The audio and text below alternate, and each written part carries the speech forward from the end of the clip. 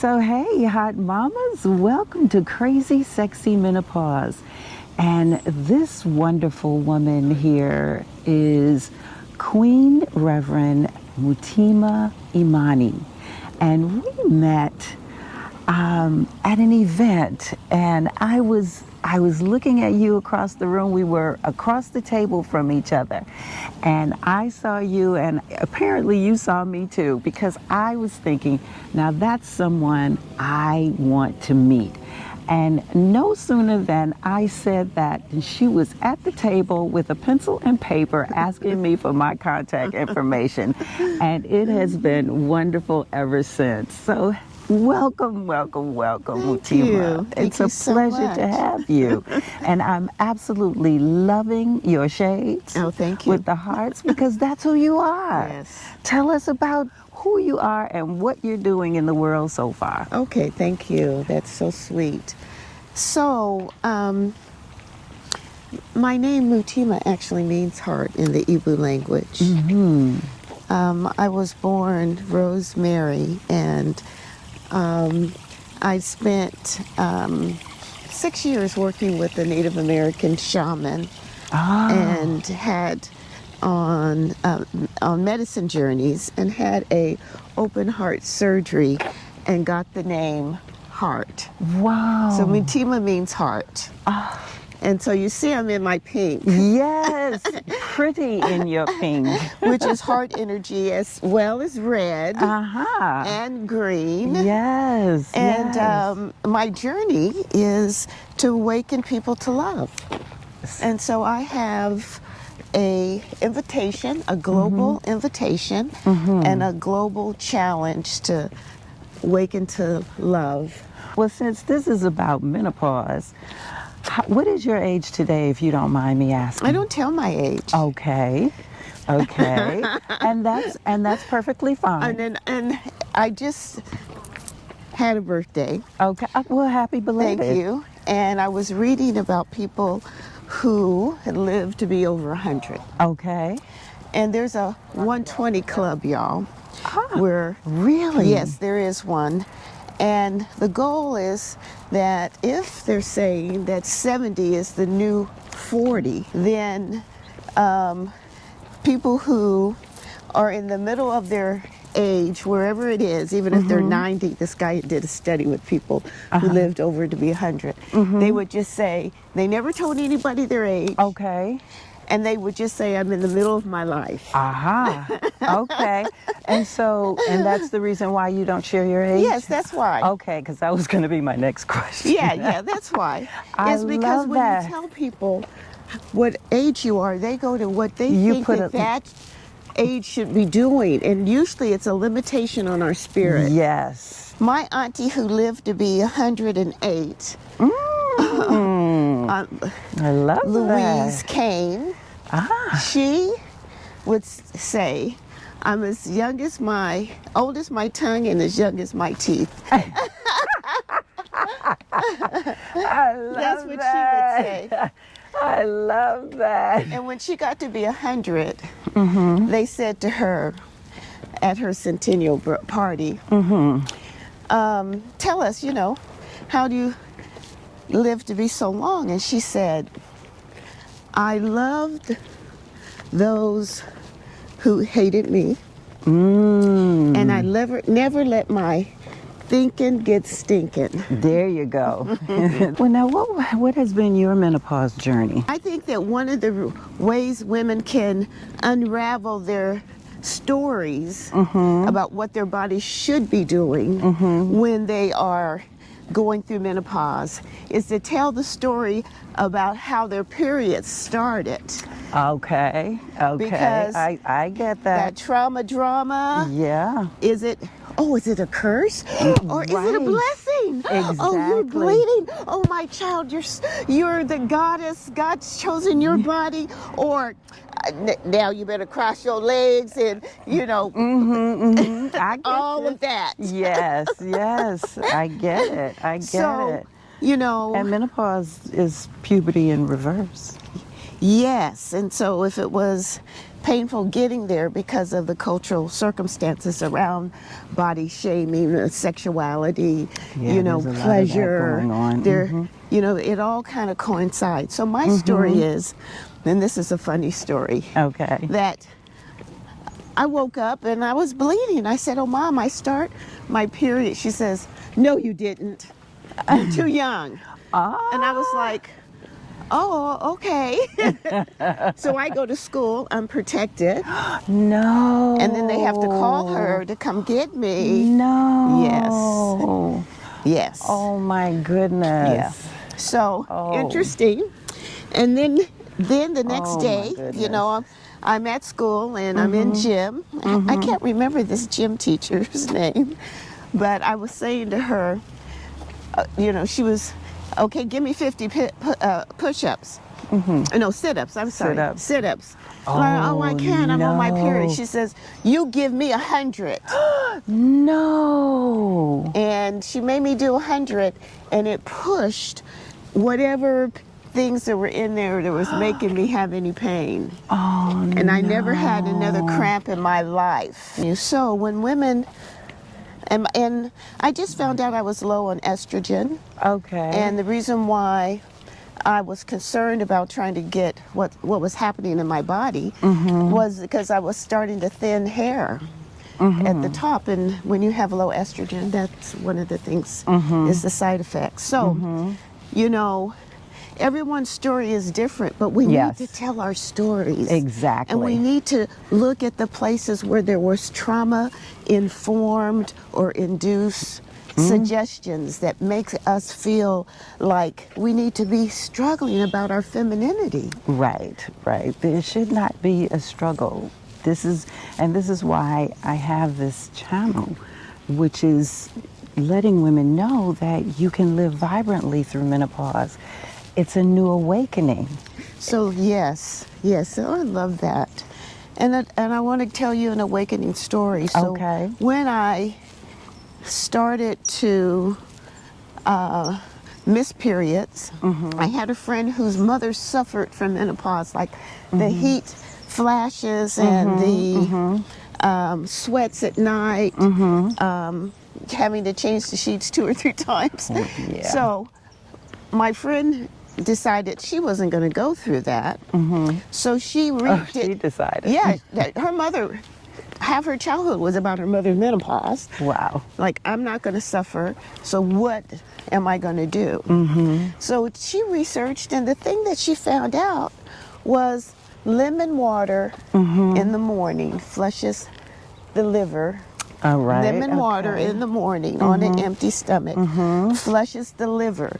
The hot flashes, they say, is because the liver's trying to process all the stuff you put in. And if you really want to stop the hot flashes, stop the alcohol. Yeah, absolutely. I share that Just all for the enough. time. Just You for know, time and to- I've had people say to me, "Oh, I've got to have my alcohol." It's all according to, you've got to figure out where your body can handle. what your body can handle. And when things become your body becomes dependent upon it, because any dependency is where the dis-ease sets in. Gotcha. Yeah. That's a good thing to know, ladies. Yeah. Mindset is everything too. How does your mindset affect your postmenopausal experience? One of the biggest blessings about having the blood turn itself off is that your sexual freedom is yours. You know? Now that's one of the my positives. goodness. That's Oh, my one goodness. of the positives. And you know, some women are like, "What are you talking about? It's always been mine." Yes. And now you don't have to worry. Exactly. I know that you have rites of passage. You're a rites of passage facilitator. What? Tell me a little bit about that. Let's see. I started traveling with AWAT, the African American Women's Conference on Tour. I was working for the State Department of Education. State of California. State of California, yeah. And African American Women's Conference was being put on in San Diego, and my boss sent me, and I run conferences and do training and facilitation. So I thought I would just share a couple notes with the woman who was running it. And so I wrote her a little note about what about this, what about that? And she said, why don't you come on the team? Oh, beautiful. So that was the first year. The second year, the young girls were going through a rite of passage. Okay. And all of us were... This is youth? A youth. Right about, And okay. all of us grown women were standing around crying. And I was like, what are these tears about? Oh, it's because we haven't had one. So I put together one called Call Me By My True Name and introduced Black women to the true title of Queen. Ah, beautiful. Yeah. Beautiful. And so what I say is in every woman there's a queen. And when you speak to the queen, she'll answer, hello queen, hello Yes, queen. hello queen.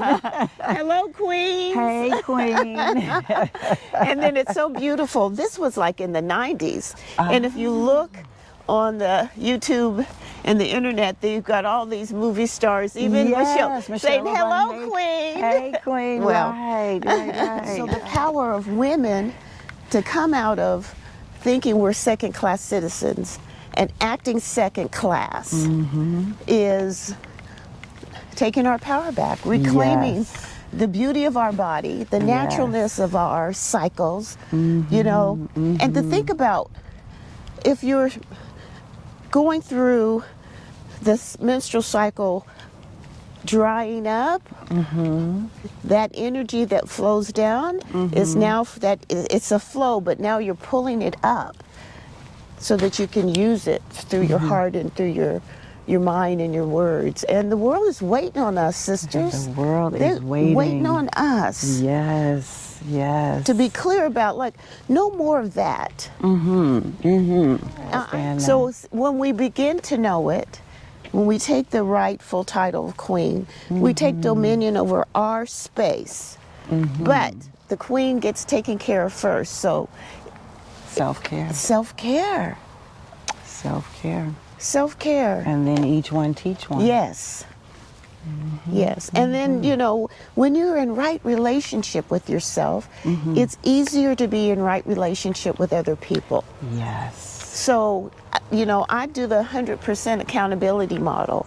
I'm accountable and responsible for everything. And in my mind, to be watching the news and spending all of your time listening to what they're pumping out means that you don't have enough quiet time to figure out what is it that yours to do for your body, for your relationship to your family. I see it as a big disconnect, and it's almost like it's feeding the craziness. Yeah. You know, I was like, oh honey, I think you need a news diet. Yeah. What other suggestions would you have for people to kind of disconnect? I'd say just sit down and close your eyes and look at the darkness and ask yourself, well, what do you really think about your body, you know? And then if you get anything that is contrary to what you want to believe, then you can understand why you're at conflict. So we don't have to go anywhere and do things. Our body knows. Yes. So your life is where your body is. It's no place else. So where is your body? And how's it feeling? Where and how do you find your body? Yeah, you take a deep breath. You wiggle your toes. You pump your PC muscles. You shake whatever off. You got to shake it off. Shake it out. Shake the sadness off and find that body. Yes. Because people think they're traveling and all these reality shows. People are not really having lives. They're living through the mechanism of the social media, and really it's a trap. It takes us into powerlessness.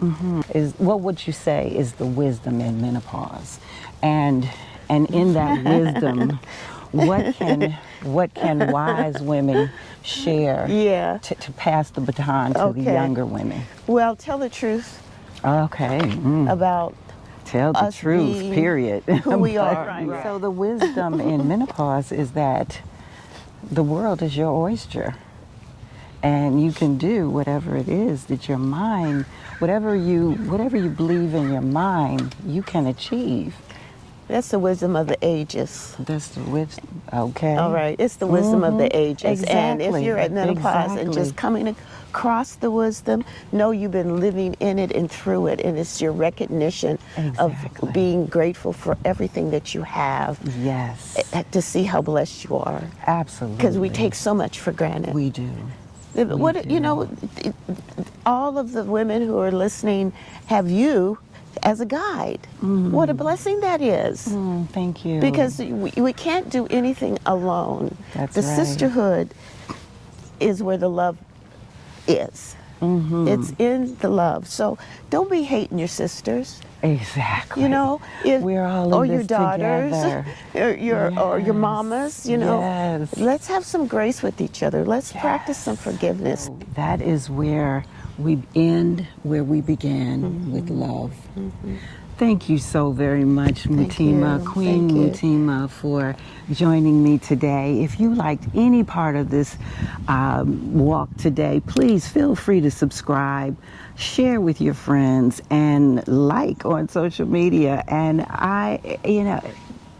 what more can I say? But it's your life. Live it well. Live it well.